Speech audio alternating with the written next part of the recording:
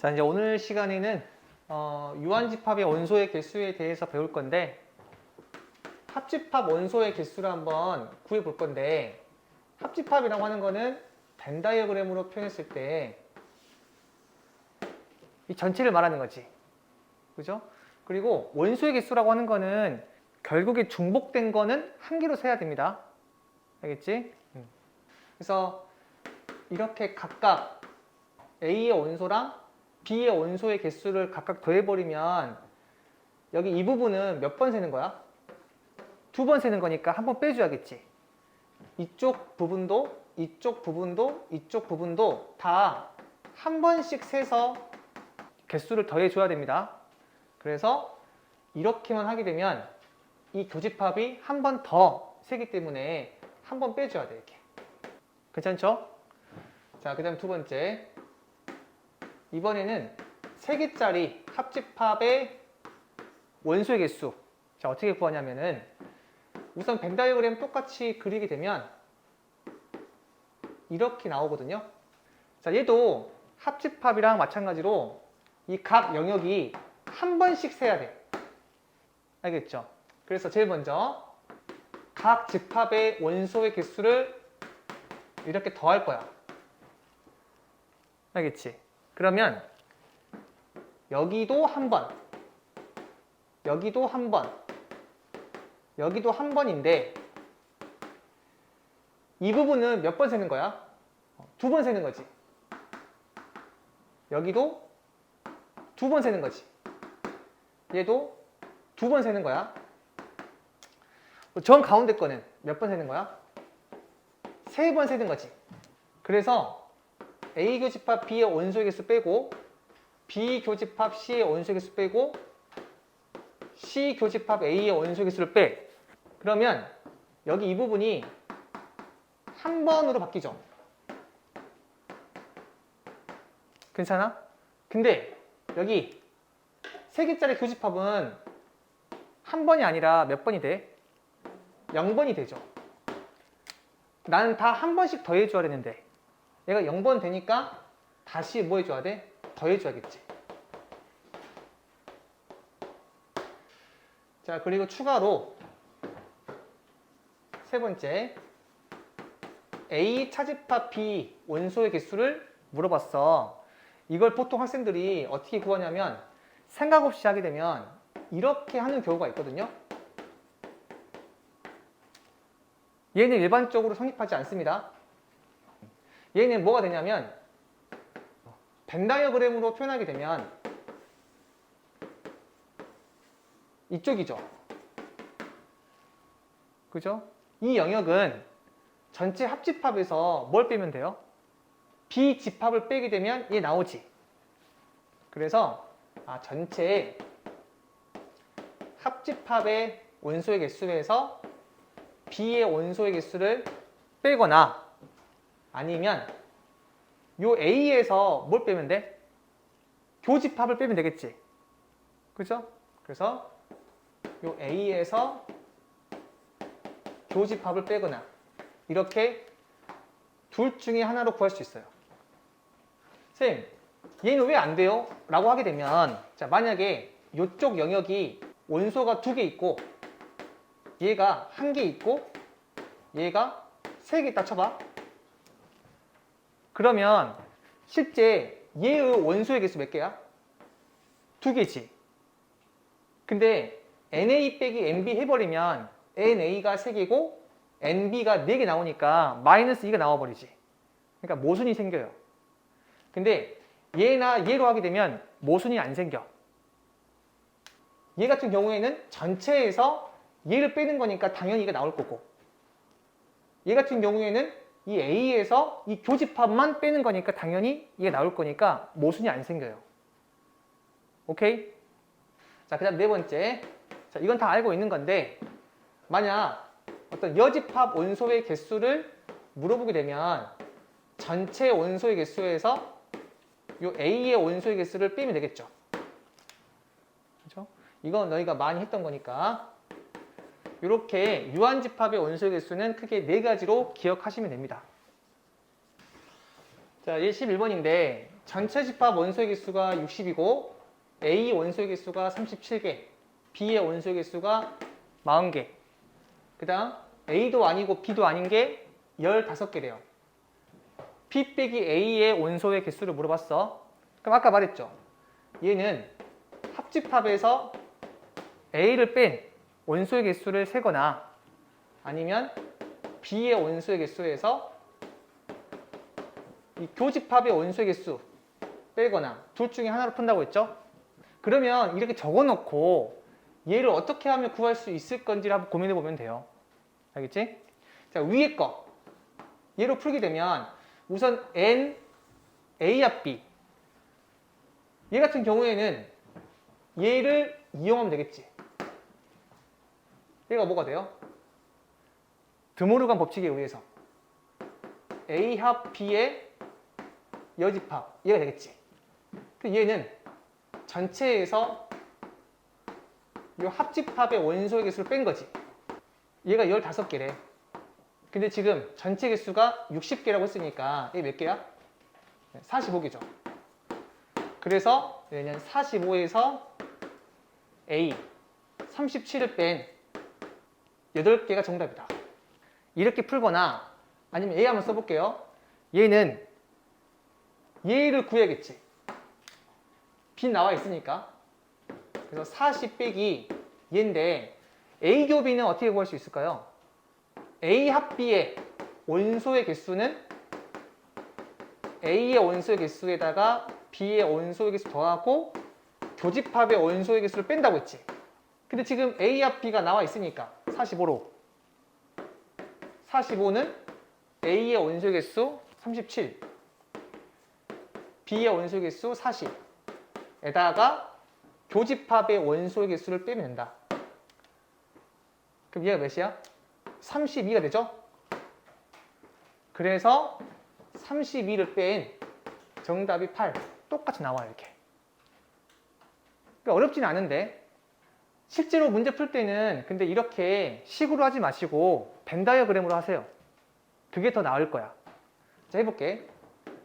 일단 전체 집합 표현해 주시고 자, 이렇게 벤 다이어그램 그렸어.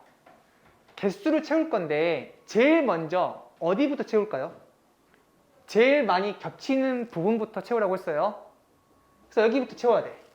근데 A 교집합 B가 나와 있어, 안 나와 있어? 안 나와 있지. 그러면 이 정 가운데를 X개라고 먼저 설정하셔야 돼. 괜찮아요? 그 다음에 A의 원소의 개수가 37개니까 얘가 어떻게 돼? 37 빼기 X가 되겠지. 여기는요? B의 원소의 개수가 40개니까 얘는 40 빼기 X가 돼요. 그런 다음에 A도 아니고 B도 아닌 게 15개라고 했으니까 이 바깥쪽이 15개가 되겠지. 그 다음에 전체 원소의 개수가 60개라고 했으니까 이것들을 다 더하면 60개가 나와야겠지. 그래서 다 더해봅시다.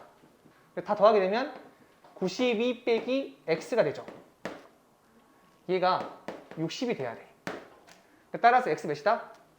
32죠. 그럼 따라서 이 B-A의 원소 개수는 이 부분이잖아요. 근데 X가 32라고 했으니까 얘가 몇 나와요? 8 나오겠죠. 그래서 정답이 8이다. 요렇게 하는 게 더 좋아. 왜냐면 식으로 푸는 거는 바로 보이잖아? 그럼 빨리 풀 수 있는데 안 보이는 문제가 더 많아요. 어렵게 나오면. 근데 어렵게 나오더라도 벤 다이어그램은 안쪽부터 채워가지고 점점 확장하면 되는 거니까 여러분들이 어떤 식을 변형해야 될까? 이런 고민을 할 필요가 없으니까 실제로 학교 시험 볼 때는 벤 다이어그램이 훨씬 더 나아요. 예제 12번 60명의 학생에게 영어 수학을 풀게 했더니 영어 문제를 푼 학생은 35명, 수학 문제를 푼 학생은 28명, 영어와 수학 모두 못 푼 학생은 5명이래. 그때 영어와 수학 문제 중에서 적어도 한 문제를 푼 학생을 물어봤고요. 영어와 수학 문제를 둘 다 푼 학생 수를 물어봤고, 세 번째, 영어 문제만 푼 학생 수를 물어봤어요. 우선 이와 같은 문제 풀 때 여러분들이 글이 길다 보니까 한눈에 들어오지 않는 경우가 있어요. 그럴 때는 문자를 이용해서 간략하게 적으면 좋아. 예를 들어서 봐봐. 전체가 몇 명이야? 60명이지. 그럼 쌤은 이렇게 적어요. n 전체가 60이다. 그리고 영어 문제를 푼 학생 수가 35명이라고 했으니까 n 영어가 35, n 수학은 28. 그 다음 봐봐. 영어와 수학 모두 못 푼 학생이지. 얘는 n 영어도 못 풀고, 못 풀고를 여집합을 이용하세요. 못 풀고 수학도 못 푼 학생 수가 5명 이렇게. 그러면 위에 있는 상황을 내가 이렇게 기호로 나타냈을 때는 한눈에 더 들어오기 때문에 더 쉽게 풀 수 있게 돼요. 오케이? 자, 볼게. 1번은 영어와 수학 문제 중에서 적어도 한 문제를 푼 학생이지. 여기서 이 적어도는 어떤 의미가 담겨 있냐면 합집합의 의미가 담겨 있어요. 왜냐면 영어와 수학 문제 중에서 적어도 한 문제를 푼다는 건 케이스가 몇 가지가 있어? 3가지 있겠지. 뭐? 첫 번째는 영어는 풀었는데 수학을 못 풀었거나, 영어를 못 풀었는데 수학을 풀었거나, 세 번째, 영어도 풀고 수학도 푼 거지. 얘의 학생 수는 내가 벤 다이어그램으로 표현하게 되면 영어 풀고 수학 못 푼 건 이 부분이지. 영어 풀지 못하고 수학 푼 건 이 부분이지. 영어도 풀고 수학도 푼 건 얘지. 결국에 얘를 다 더했다는 얘기는 뭐란 얘기죠? 영어, 합집합, 수학. 얘의 원소의 개수구나. 그럼 얘는 어떻게 구하지? 각각 더한 다음에 빼면 되겠지. 교집합을. 괜찮아요? 근데 각각 나와 있어요. 영어랑 수학 나와 있어. 뭐가 안 나와 있어? 교집합이 안 나와 있잖아. 그래서 교집합을 어떻게 하면 구할 수 있을 건지 한번 고민해 봐야 돼요. 여기 얘를 봤을 때 우선 이 안쪽을 드모르간 법칙을 이용하게 되면 뭐가 되겠습니까? 0 합집합 수학 전체의 여집합이죠. 이렇게. 그래서 얘가 전체의 개수에서 영어 합집합 수학 사람 수를 뺀 거지. 전체가 몇 명이야? 60명이고 얘를 내가 모르니까 네모를 할게요. 걔가 몇 명이래? 5명이라고 했지. 그럼 합집합의 개수가 몇 개야? 55개가 되겠지. 그죠? 따라서 영어 합집합 수학의 사람 수가 55명이구나. 자, 그러면 바로 교집합의 원소의 개수도 나오지. 왜냐면 얘 같은 경우에는 얘랑 얘를 더한 다음에 교집합 뺀 거잖아. 얘랑 얘 더하면 63이지. 그 63에서 교집합 빼면 55개 나와야 되니까 몇 나와 얘가? 8 나오겠지. 이렇게. 자, 따라서 여기 첫 번째 문제 합집합의 원소의 개수는 일단 구했죠. 55개인 거. 영어와 수학 문제를 둘 다 푼 학생 몇 명? 8명이죠. 영어 문제만 푼 학생 수는? 영어를 푼 학생 수에서 뭘 빼면 돼? 교집합을 빼면 되겠지. 아니면 합집합에서 수학 문제를 푼 학생 수를 빼면 되겠지. 그럼 얘는 35에서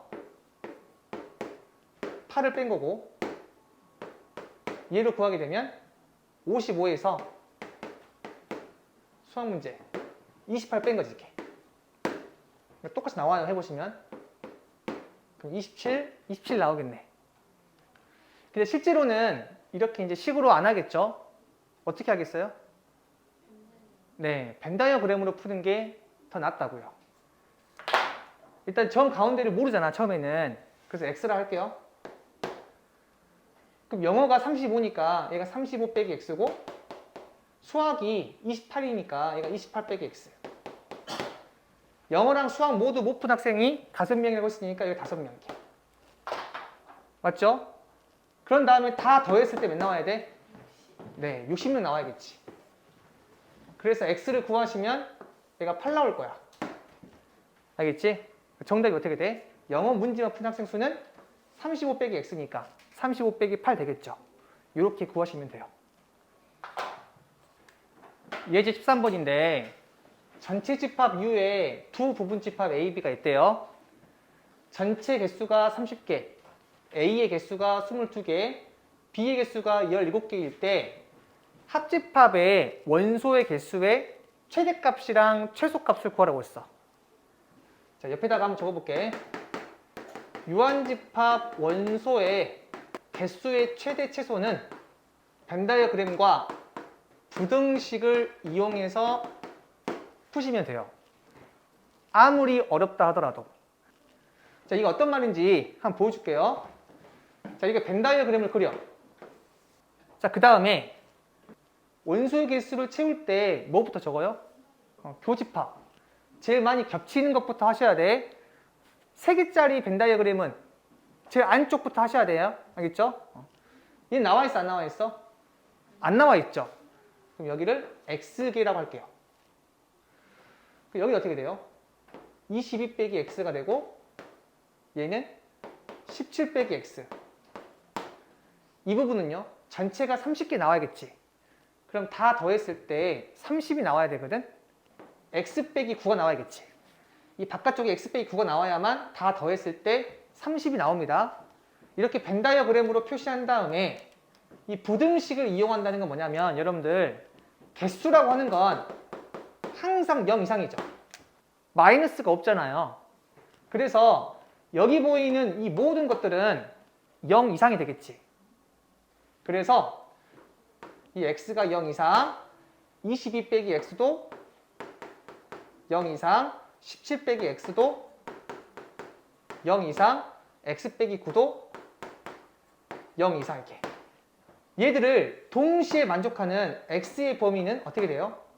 9 이상, 17 이하지. 자, 이 부분 잘 이해 안 가면 수직선 그려가지고 하셔야 됩니다. 알겠지? 근데 문제에서 뭘 물어봤어? 합집합 원소의 개수의 최대, 최소 물어봤잖아. 합집합 어떻게 돼요? 요거 3개 더한 거지. 그럼 몇 나와요? 39-x지. 이 값의 최대값, 최소값을 물어본 거야. 자, 그러면 최대값은 이 x가 가장 작을 때지. 언제야? 9일 때죠. 그래서 최대값은 30. 최소값은 x가 가장 클 때니까 17이죠. 그럼 몇 나와요? 22 이렇게. 괜찮아요? 이렇게 풀었을 때 장점은 뭐냐면 어떠한 상황이더라도 최대값이랑 최소값을 구함에 있어서 헷갈리지가 않아. 예를 들면 여러분들한테 이거의 최대값, 최소값 물어본 게 아니라 만약에 이거의 최대값, 최소값 물어볼 수도 있고요. 아니면 이 값의 최대값, 최소값 물어볼 수도 있고요. 다양하게 물어볼 수 있잖아요, 지금. 그죠? 그 다양한 상황에 대해서도 이 범위만 알고 있으면 충분히 최대값이랑 최소값 구할 수 있겠지. 예를 들면 NA 빼기 B는 얘잖아. 22 빼기 X의 최대값, 최소값 구하면 돼요, 그냥.